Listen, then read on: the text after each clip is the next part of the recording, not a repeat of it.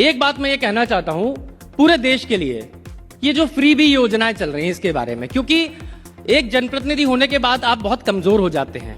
अरे कुछ बोला तो वो वर्ग नाराज हो जाएगा, अरे आपने ऐसा बोला तो महिलाएं नाराज हो जाएंगी।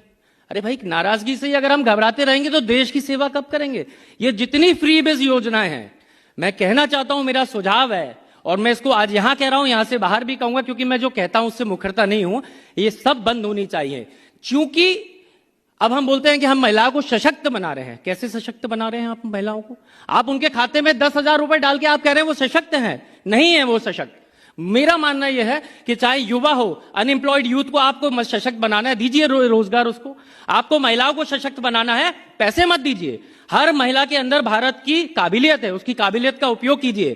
क्योंकि एक महान पुरुष ने कहा है, जो आवश्यकता है वही आविष्कार की जननी है। और आवश्यकता ही अगर समाप्त कर दी जाए किसी की, उसको सीधे पैसा मिलने लगे, तो क्यों वो कोई काम करेगी? उसकी स्किल कब उभर के आएगी? उसकी योग्यता तब निखार आएगा जब हम उसकी योग्यता पे काम करें। पैसे देने हैं, दीजिए ना, मैं बताता हूं कहां देना है। पैसा देना चाहिए एजुकेशन पे दीजिए। आप कहिए कि आपके पास पैसा नहीं है, हम आपके बेटे की फ्री एजुकेशन देंगे। आपको पैसा देना है, कहिए आप गरीब है, हम आपकी हेल्थ पे पैसा देंगे। परंतु ये फ्री रेवड़ी बांटना बंद होनी चाहिए पूरे देश में, हर प्रदेश में, चाहे कोई भी सरकार हो। मुझे लगता है ये एक अच्छी योजना नहीं है और विकसित भारत के लिए बिल्कुल भी ये एक अच्छी योजना नहीं, हानिकारक है, उल्टा मैं कहना चाहूंगा। माननीय विधानसभा अध्यक्ष राजस्थान के जो जब बोल रहे थे, मैंने उनकी बात को सुना था। उन्होंने एक बात आंसरेबिलिटी ऑफ ब्यूरोक्रेट्स कही थी। बहुत बड़ा विषय है, परंतु यह बात सही है कि हमारे देश में ब्यूरोक्रेट्स की कोई आंसरेबिलिटी नहीं है। वो नौकरी पे जिस दिन आके लग गए, उसके बाद उनके मन के अंदर ये भाव है कि अब मुझे 60-62 साल तक कोई हिला सकता है क्या?